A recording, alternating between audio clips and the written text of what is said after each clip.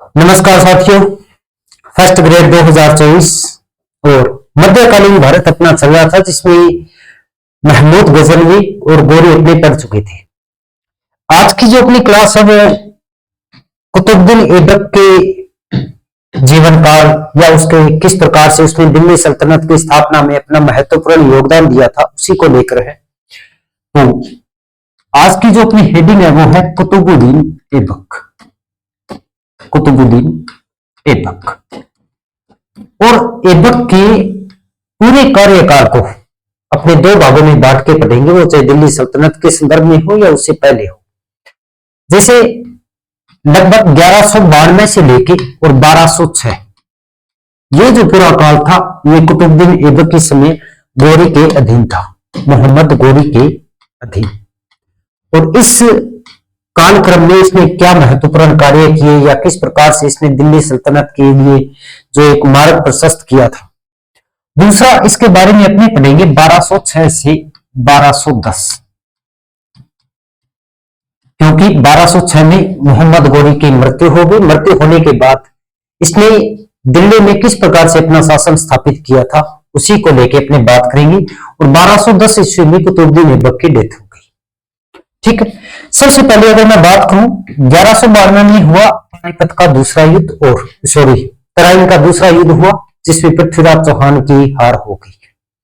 हार होने के बाद मोहम्मद गोरी ने भारत के जितने भी इसके क्षेत्र से थे, वो चाहे अजमेर हो, दिल्ली हो या आसपास का जितना भी क्षेत्र, चाहे वो पंजाब हो, उन सभी का अपने प्रशासक कह सकते हैं प्रशासक नियुक्त किया था कुतुबुद्दीन ऐबक को। हालांकि इस समय मोहम्मद गोरी के और भी अनेक दास थे। इसके अलावा कुछ ऐसे व्यक्ति भी उसके साथ थे जो दास नहीं थे। जैसे अपने बख्तियार खिलजी की बात करें, बख्तियार खिलजी दास नहीं था। हालांकि ये बख्तियार खिलजी कुरूप होने के कारण इसे किसी ने अपनी सेवा में नहीं रखा था और बाद में अनेक राजाओं के अधीन इसने अपना सेनापति का कार्य करता गया। और क्योंकि इसने मोहम्मद गोरी की सेना का अच्छा भला साथ दिया था, जिस वजह से कुतुबुद्दीन ऐबक ने इसको एक मुख्य सेनापति के रूप में अपने पास रखा था। और बाद में इसने पूर्वी भारत की जितनी भी जो विजय है, वो चाहे बिहार के संदर्भ में हो या बंगाल के संदर्भ में हो, वो की थी। लेकिन क्योंकि अभी अपना टॉपिक है कुतुबुद्दीन ऐबक, तो 1192 की तराइन के दूसरे युद्ध के बाद ये भारत के उस सारे क्षेत्र का प्रशासक नियुक्त हुआ जो मोहम्मद गोरी ने विजित किया था। ठीक है, पानीपत के दूसरे युद्ध के बाद इस पूरे क्षेत्र का इन्होंने जो केंद्र बनाया था वो बनाया कोहराम को। कोहराम को मोहम्मद गोरी ने अपना केंद्र बनाया और इसी कोहराम में सबसे पहले कुतुबुद्दीन ऐबक ने प्रशासक के रूप में कार्य किया था। लेकिन अगर अपने इस समय भारत के मैप की बात करें तो इतना बड़ा क्षेत्र इन्होंने विजिट नहीं किया था। अगर मैं यहीं पर बात करूं इसमें, चलो इसके बजाय मैं चाहता हूं कि दूसरा एक जो भारत के संदर्भ में हो वो मैप ठीक रहेगा। तो एक मिनट आप थोड़ा सा वेट करें, क्योंकि चीजों को अच्छे बड़े तरीके से समझने के लिए अपने को मैप का सहारा लेना बहुत जरूरी भी है। ठीक, तो यहां से मैं वो मैप ले आता हूं, ये आ गया। ठीक है, तो कोहराम को अपना इन्होंने केंद्र बना लिया और कोहराम को केंद्र बनाने के बाद और क्या व्यवस्थाएं की, तो तराइन के दूसरे युद्ध के बाद अगर अपनी बात करें अजमेर की, अजमेर में पृथ्वीराज चौहान के पुत्र गोविंद राय, जिसको गोविंद देव भी कहते हैं, गोविंद देव को नियुक्त किया। ये पृथ्वीराज चौहान का बेटा था और इसको अजमेर में नियुक्त किया। इसके अलावा दिल्ली की समय अपनी बात करें तो दिल्ली में अपने को पता है तोमर वंश का शासन था दिल्ली, और तोमर वंश के ही किसी राजकुमार को वहां पर नियुक्त कर दिया और खुद कुतुबुद्दीन ऐबक का जो केंद्र था वो बना कोहराम। तो कोहराम ने अपनी ऐबक का नाम लिखेगी। ठीक है, ऐबक। अब ये सबसे बड़ी गलती थी इस समय, वो चाहे मोहम्मद गोरी की गलती मान लो या ऐबक की गलती मान लो, क्योंकि कोहराम को केंद्र बनाकर न तो गंगा घाटी का क्षेत्र जीत सकते और न पूर्वी भारत की विजय कर सकते थे। हालांकि अजमेर और दिल्ली, इसके आसपास का जितना भी क्षेत्र था, बयाना को छोड़कर, बयाना में किवाम उल मुल्क को नियुक्त किया था। और वही व्यक्ति है किवाम उल मुल्क जो पृथ्वीराज चौहान को उसके पास दूत बन के आया था और उसको अपनी बातों में उलझाए रखा, और उधर मोहम्मद गोरी ने अपनी पूरी तैयारी कर ली थी। तो बयाना में जहां एक और किवाम उल मुल्क को नियुक्त किया, अजमेर और दिल्ली में इनके राजवंशों को वापस नियुक्त कर दिया। और ये सबसे बड़ी गलती थी। तीसरी गलती, कोहराम को अपना केंद्र बनाना, क्योंकि कोहराम मध्य भारत में नहीं था, न ही ये वर्तमान जो गंगा घाटी का क्षेत्र है, जिसमें उत्तर प्रदेश, बिहार और बंगाल का जो क्षेत्र आता है, यहां पर इन्होंने कोई केंद्र नहीं बनाया। ठीक है, अब हुआ ये कि तराइन का दूसरा युद्ध हो गया, मोहम्मद गोरी जीत गया, गोविंद देव को अजमेर में नियुक्त कर दिया। लेकिन इस समय पृथ्वीराज चौहान का एक भाई भी था जिसका नाम था हरिराज, हरिराज जिसको हरिराय भी कहते हैं, ये पृथ्वीराज चौहान का भाई था। ठीक, गोविंद देव को अपने अधीनता में नियुक्त किया तो हरिराज नाराज हो गया, और हरिराज ने अन्य राजपूतों को इकट्ठा करके, और गोरी या ऐबक भी अपने कह सकते हैं, क्योंकि गोरी तो खुद गजनी चला गया, पीछे ऐबक है, ऐबक के विरुद्ध, या ये कह सकते हैं कि मुस्लिम शासन के विरुद्ध विद्रोह करना शुरू कर दिया। अगर अपने अजमेर के संदर्भ में बात करें तो कुल 4 विद्रोह होते हैं। हरिराज के संदर्भ में बात करें तो 3 बार विद्रोह हुआ। कब हुआ? सबसे पहला विद्रोह होता है 1192 ईस्वी में, दूसरा 1197, और इन विद्रोह में हरिराज ने गोविंद देव को हटा दिया और अजमेर पर अधिकार कर लिया। उसके बाद इन्होंने 1197 ईस्वी में हरिराज ने बयाना के किले को घेर लिया, और बयाना के किले में इस समय किवाम उल मुल्क नियुक्त था। ठीक, वो ठीक अभी एन टाइम पर ऐबक की सेना आ गई, इस वजह से हरिराज ने वहां पर अपना क्षेत्र छोड़ दिया, जिस बयाना के किले को घेरा हुआ था वो पूरा क्षेत्र छोड़ दिया। खुद बाद में अजमेर से भी अपनी जो एक दावा था वो दावा त्याग दिया। ऐबक ने हर बार विद्रोह का दमन करने के बाद गोविंद देव को वापिस अजमेर में नियुक्त कर रही थी। उसके बाद अगर बात करें अपने तीसरे विद्रोह में, पहला 1192, दूसरा 97, तीसरा विद्रोह जो हरिराज ने किया, उस तीसरे विद्रोह में गोविंद देव को वापिस से हटा दिया। और यहां से आके थोड़ी सी समस्या होती है। ऐबक को जब इसकी सूचना मिली तो ऐबक अपनी सेना के साथ वापिस आता है, और वापिस आया तो हरिराज ने किसी भी ओर से अपने को मतलब चारों ओर से ऐसा ऐसा समझकर चिता में कूदकर आत्महत्या कर ली, और इधर गोविंद देव को वापिस से प्रशासक बना दिया। इसके बाद अन्य राजपूतों ने विद्रोह किया, और उन्होंने इस अन्य जो राजपूत जो इकट्ठा हुए, इन्होंने गुजरात के भीम सेकंड को भी अपने पक्ष में कर लिया, और ऐबक के विरुद्ध एक अपने कह सकते हैं शक्तिशाली विद्रोह तैयार किया।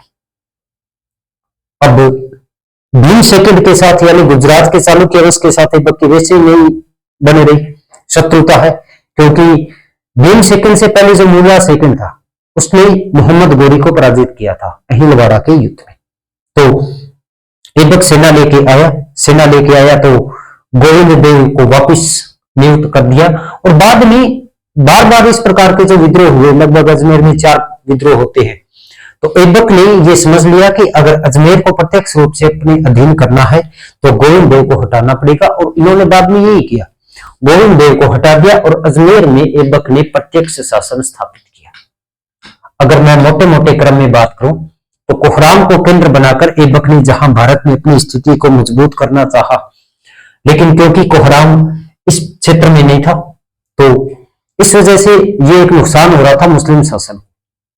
अच्छा, ऐबक ने गोरी के बाद ये व्यवस्था की कि अजमेर में पृथ्वीराज चौहान के पुत्र गोविंद देव को नियुक्त कर दिया, लेकिन बाद में पृथ्वीराज चौहान का जो भाई था हरिराय, उन्होंने 3 बार विद्रोह किया था ऐबक के विरुद्ध, लेकिन हर बार ये हार जाता था, या कई बार युद्ध से पहले अपनी स्थिति को कमजोर समझकर ये वहां से चला जाता था।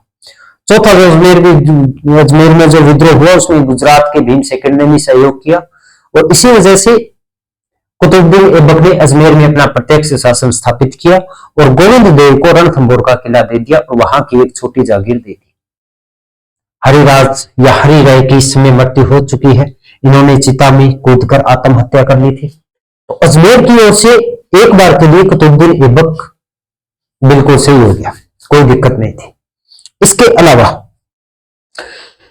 अगर अपनी बात करें मोहम्मद गोरी की, तो तराइन के दूसरे युद्ध के बाद मोहम्मद गोरी एक बार वापिस आता है 1194 ईस्वी में।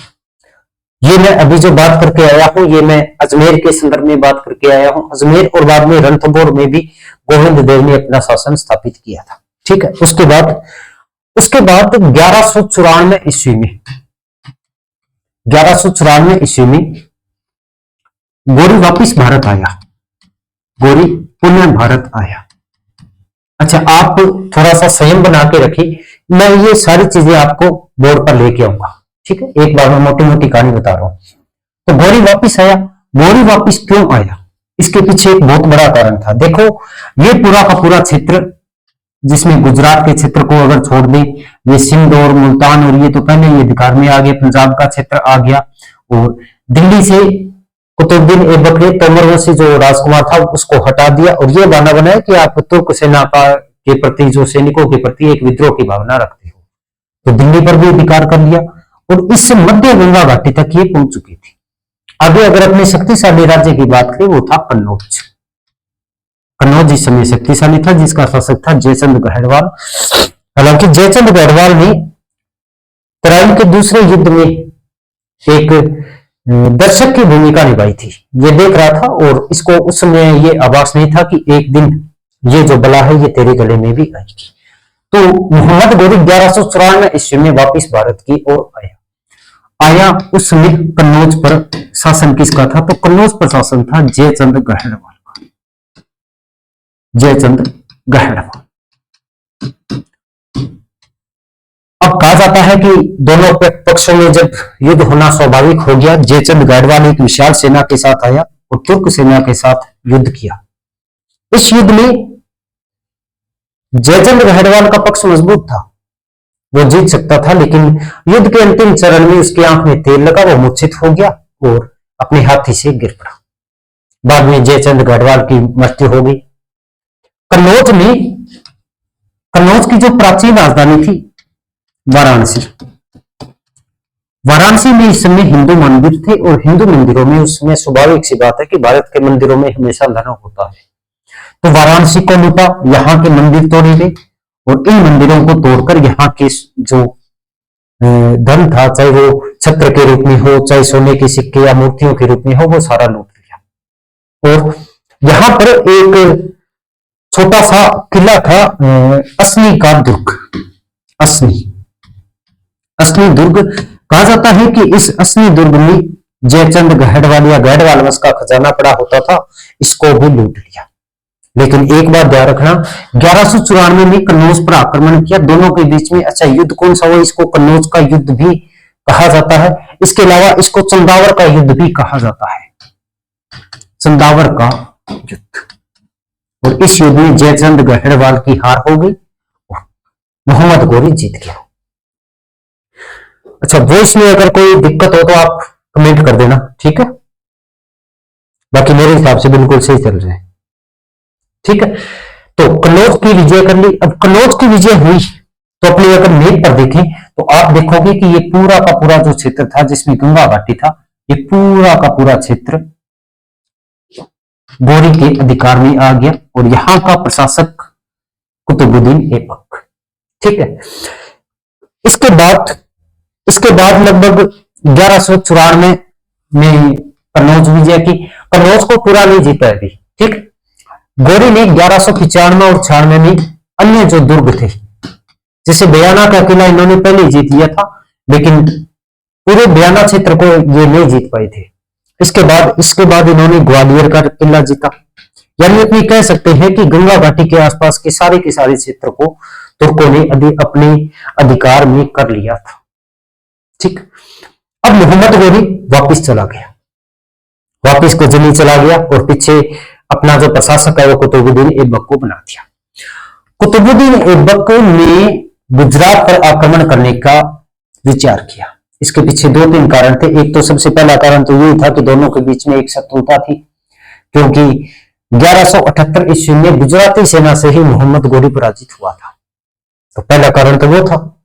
दूसरा कारण यह बना कि भीम सेकंड राजपूतों को अपना समर्थन दे रहा था, और जब तक राजपूतों का दमन नहीं होगा तब तक दिल्ली में किसी स्थायी शासन की स्थापना नहीं होगी। इन्हीं कुछ कारणों से प्रेरित होकर कुतुबुद्दीन ऐबक ने लगभग 1197 ईस्वी में अहिलवाड़ा पर आक्रमण किया, और जब इस युद्ध में भीमसेन को अपनी विजय की कोई उम्मीद नहीं बची तो वो क्षेत्र छोड़कर चले गए। ठीक है, तो इसी दौरान 1197 ईस्वी में अहिलवाड़ा पर भी आक्रमण किया, अहिलवाड़ा। और इस समय यहां गुजरात का शासक कौन था? ये था भीमसेन। ठीक है, इसके अलावा आसपास के सारे क्षेत्र को इन्होंने अपने अधिकार में कर लिया। ये तो थी कुतुबुद्दीन ऐबक की बात। एक मोहम्मद गोरी का एक और सेनापति था जिसका नाम था बख्तियार खिलजी, उसकी भी इस बात अपने साथ में ही करेंगे। उसका नाम था बख्तियार खिलजी। बख्तियार खिलजी पूर्वी भारत की ओर अपना राज्य विस्तार करता है। पूर्वी भारत की ओर अगर अपने बड़े राज्यों की बात करें तो एक तो था बंगाल और एक था बिहार, और पहले इसने बिहार की विजय की, और क्रम से जाए तो बिहार पहले आता है, तो इसने बिहार की विजय की।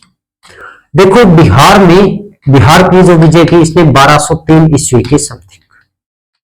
कहा जाता है कि एक छोटी सी सेना लेके ये गया था बिहार, और बिहार में इस समय जो शासन था वो था इंदुमन का। बिहार का शासक था इंदुमन। एक छोटी सी सेना लेकर गया था और पूरे बिहार में इसने आतंक मचा दिया।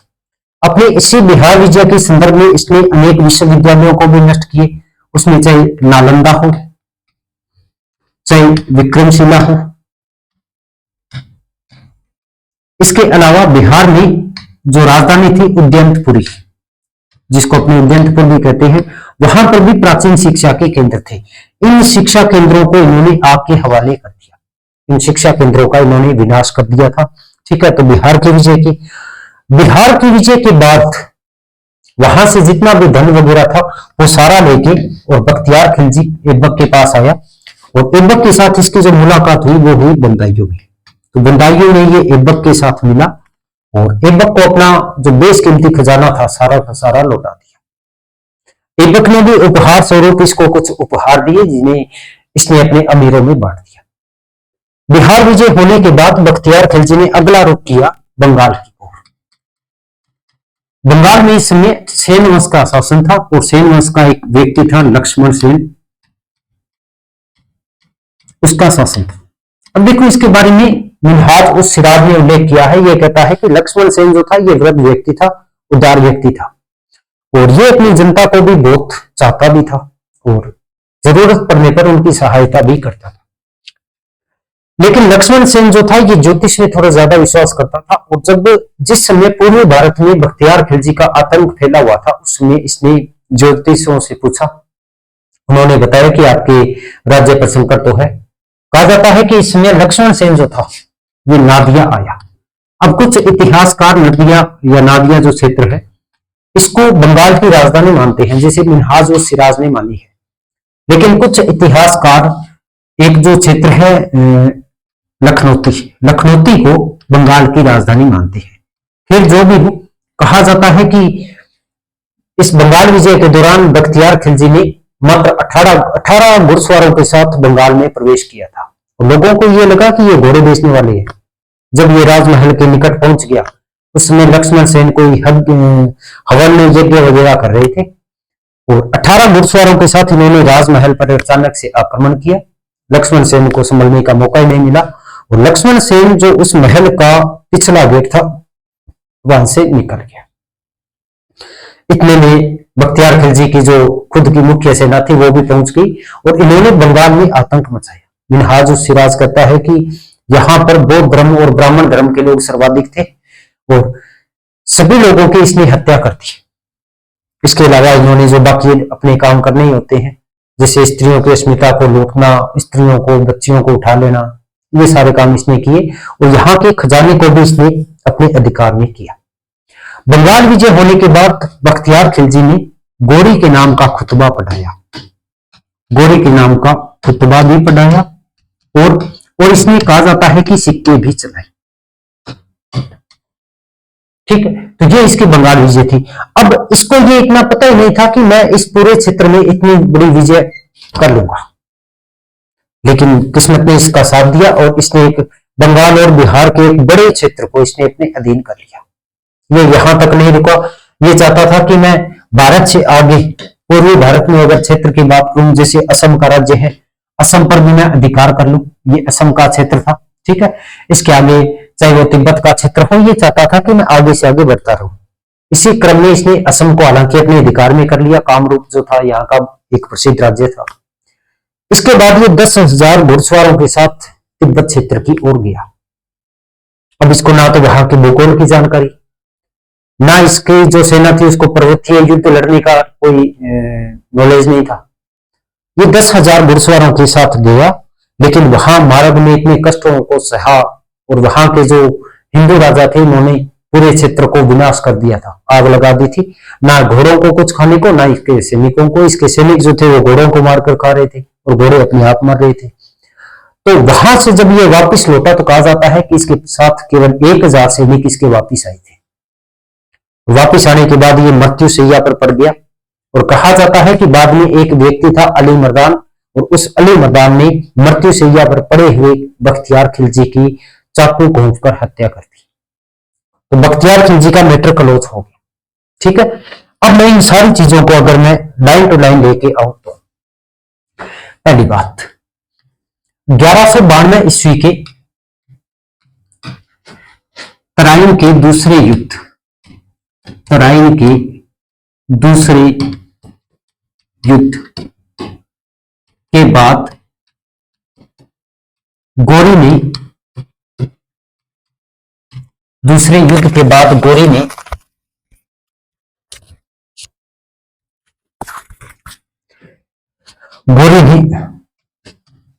ऐबक को, गोरी ने ऐबक को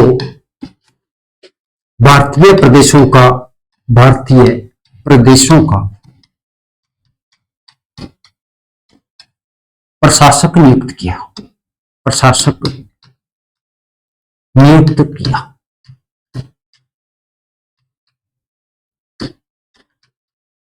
ठीक है, आप भी साथ के साथ लिखते जाना ताकि बाद में ज्यादा लोड ना हो। और ऐबक का जो केंद्र बना, प्रारंभिक केंद्र, केंद्र कौन सा बना? केंद्र बना कोहराम। और ये ध्यान रखना आप, क्योंकि ऑलमोस्ट सभी ये मानते हैं कि दिल्ली को इसने केंद्र बनाया या लाहौर को अपना केंद्र बनाया, केंद्र कोहराम को बनाया है। ठीक है, कोहराम को केंद्र बनाया। अजमेर में पृथ्वीराज चौहान थर्ड के पुत्र गोविंद देव को नियुक्त किया, गोविंद देव को नियुक्त किया, गोविंद देव को नियुक्त किया। ठीक है, और पृथ्वीराज चौहान थर्ड के भाई हरिराज ने 3 बार विद्रोह किया, 3 बार विद्रोह किया तथा दिल्ली पर आक्रमण की योजना बनाई, दिल्ली पर आक्रमण की योजना बनाई। अब यहां एक चीज को आप ध्यान रखना, देखो मैंने लिखा है कि दिल्ली पर आक्रमण करने की योजना बनाई और आप कहोगे कि जी केंद्र तो कोहराम है। देखो इसका जो तीसरा विद्रोह था हरिराज का, तीसरे विद्रोह से पहले 1197 ईस्वी में दिल्ली के शासक को हटाकर, तोमरवंशी शासक था, दिल्ली के शासक को हटाकर कुतुबुद्दीन ऐबक ने दिल्ली पर अपना अधिकार स्थापित किया और उसी को अपना केंद्र बना दिया था। ये मैं तीसरे विद्रोह की बात कर रहा हूं, दिल्ली पर आक्रमण की योजना बनाई। ठीक है,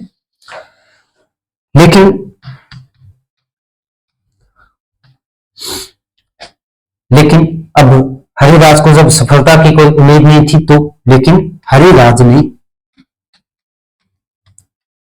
आत्महत्या कर ली, हरिराज ने आत्महत्या कर ली। तो ये बात होगी। इसके अलावा भीम सेकंड का भी इसने सहयोग लिया था, ठीक है। और ऐबक ने अजमेर से, ऐबक ने अजमेर से गोविंद देव को हटाकर, गोविंद देव को हटाकर उसे रणथंभौर नियुक्त किया, उसे रणथंभौर नियुक्त किया, ठीक है। अच्छा, इस समय बयाना का किलेदार कौन है, किलेदार या प्रशासक? तो वो है किवाम उल मुल्क, जो पृथ्वीराज चौहान के दरबार में एक दूत बनकर आया, ठीक है। तो गोविंद देव को हटा के अब रणथंभौर नियुक्त कर दिया। इसके बाद गौरी पुनः भारत आया, गौरी पुनः भारत आया। अच्छा, अब मैं शॉर्ट लिख रहा हूं क्योंकि मुझे लगता है इसमें ज्यादा टाइम खराब हो, ठीक है। अब गौरी पुनः भारत आया, कब आया? ये आया 1194 ईस्वी में भारत आ गया। आने के बाद इसने क्या किया? इसने कन्नौज पर आक्रमण किया, कन्नौज पर। और कन्नौज का इस समय शासक कौन है? वो है जयचंद गहड़वाल, जयचंद गहड़वाल, ठीक है। युद्ध कौन सा हुआ? यहां पर जो युद्ध हुआ उसको चंदावर का युद्ध भी कहते हैं, और कन्नौज का तो कहते हैं चंदावर का युद्ध। और इस युद्ध में क्या हुआ? इसमें मोहम्मद गोरी जीत गया। अब जीतने के बाद इसने क्या किया? तो जीतने के बाद मोहम्मद गोरी ने वाराणसी है, इसके अलावा एक असनी का किला, इन दोनों पर अधिकार कर लिया और यहां से भारी मात्रा में खजाना और धन प्राप्त किया था। इतना कुछ करने के बाद मोहम्मद गोरी ने इसके बाद 1195 और 96 ईस्वी, इस दौरान बयाना जो बचा हुआ क्षेत्र था वह ग्वालियर पर अधिकार किया, ग्वालियर पर अधिकार। और उसके बाद ये यहां से वापस चला जाता है कचरे, चला गया। 1197 ईस्वी, 1197 में ऐबक ने आक्रमण किया। ऐबक ने किस पर किया? इसने किया था गुजरात के कुछ क्षेत्रों पर, ठीक है। और गुजरात का उस समय, गुजरात लिख रहा हूं, गुजरात का उस समय शासक कौन है? भीम सेकंड, ठीक है। दोनों के बीच में अहिंदवाड़ा में युद्ध हुआ। इस युद्ध में भीम सेकंड अपनी विजय की उम्मीद जब नहीं बची तो ये भाग गया, ठीक है। और कारण आपको पहले मैं बता के आ चुका हूं। उसके बाद इसके अगर मैं और भी विजयों की बात करूं, वो चाहे बंदाइयों की विजय हो या आसपास की जो और भी विजय हो, वो सारी कर ली, ठीक है। इसके बाद अपनी बात की थी बख्तियार खिलजी, और बख्तियार खिलजी की कहां रह गया बख्तियार? ये रहा, ठीक है। ये बातें अपने कर ली, वाराणसी पर आक्रमण किया। और बख्तियार खिलजी ने बिहार पर आक्रमण किया। पहली बात, बिहार का इस समय शासक कौन था?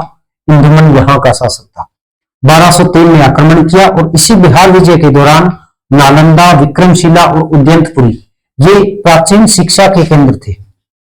मैं यहां लिख रहा हूं, ये शिक्षा के केंद्र, और ये भी उच्च शिक्षा के केंद्र थे। और यहां पर इसने आग लगा दी थी और इन शिक्षा के केंद्रों को नष्ट कर दिया था। इसका उल्लेख मिन्हाज ने भी किया था। और इस 1203 के बाद जो और बौद्ध यात्री आए थे उन्होंने भी इसका उल्लेख किया है, ठीक है। और इस बिहार विजय के बाद इसने, बख्तियार खिलजी ने अपने समस्त खजाने के साथ बंदाइयों में ऐबक के साथ भेंट की। और भेंट करने के बाद इसने ऐबक को अपना सारा खजाना भी लौटा दिया। और ऐबक ने बदले में इसको कुछ उपहार भी दिए थे, ठीक है। इसके बाद इसने की थी बंगाल विजय। इस समय बंगाल का शासक था लक्ष्मण सेन और नादिया इसकी राजधानी मिन्हाज कहता है। जबकि ऐसा माना जाता है कि लक्ष्मण सेन नादिया में अपना जो यज्ञ हवन था वो करने आया था। लखनौती इसकी राजधानी थी और बंगाल पर विजय प्राप्त कर ली बख्तियार खिलजी ने। उसके बाद इसने गोरी के नाम का खुतबा भी पढ़ाया और सिक्के भी चलाई। अच्छा, बख्तियार खिलजी ने अपना जो केंद्र बनाया था वो लखनौती को बनाया था। लखनौती इसको ज्यादा सुरक्षित लगा, इस वजह से लखनौती पर इसने अधिकार भी किया और यहां पर इसने अपना जो केंद्र है वो केंद्र भी बनाया।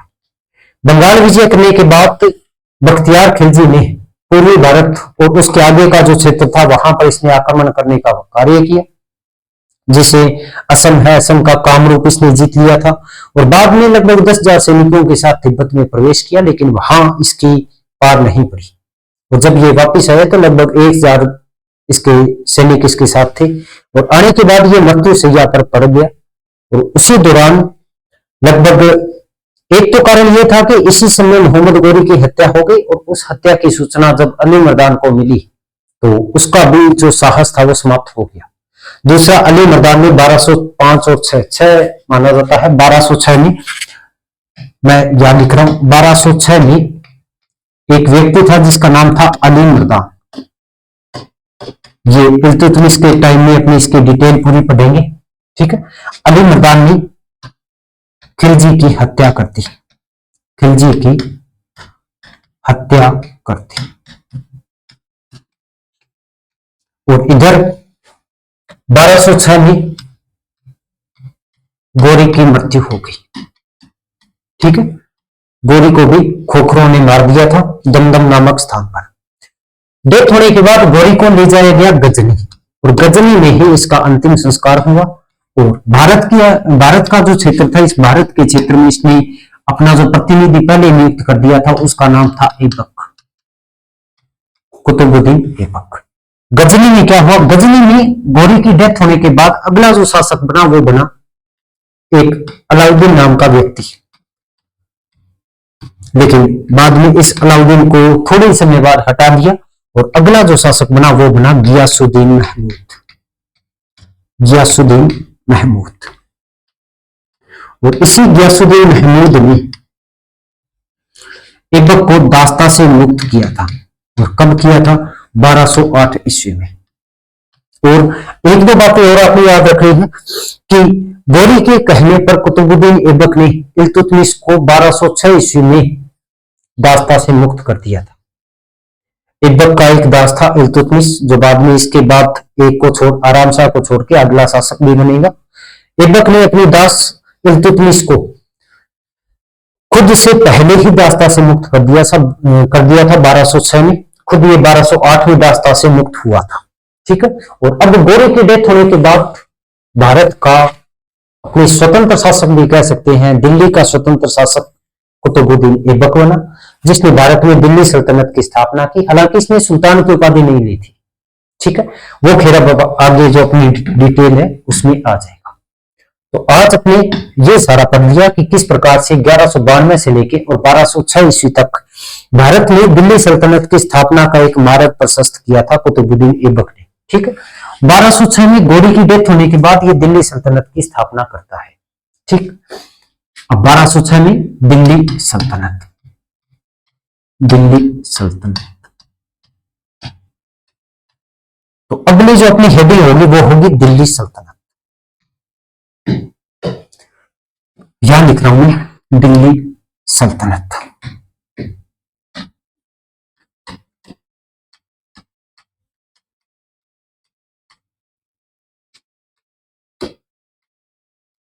स्थापना कब होती है, दिल्ली सल्तनत की स्थापना होती है 1206 ईस्वी में। किसने की थी, कुतुबुद्दीन ऐबक ने। और दिल्ली सल्तनत का जो टाइम था वो था 1526 ईस्वी। 1526 ईस्वी में जब यहां का शासक था इब्राहिम लोदी। इसी इब्राहिम लोदी के समय बाबर ने भारत पर आक्रमण किया और भारत से दिल्ली सल्तनत को समाप्त किया और मुगल वंश की स्थापना की थी 1226 ईस्वी में।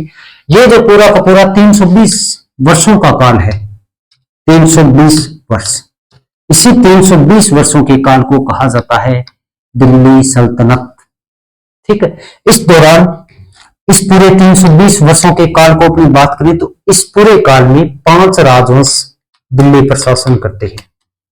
5 राजवंश कौन कौन से थे, एक एक की मैं यहां डिटेल से बात करूंगा।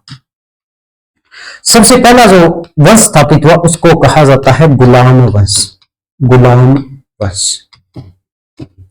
एक चीज का ध्यान रखना, यहां मैं सभी वंशों की एक साथ में बात कर रहा हूं। गुलाम वंश या जिसको अपने आरंभिक तुर्क शासन भी कहते हैं, इनके बारे में जितनी भी जो डिटेल है वो इसके बाद शुरू करेंगे।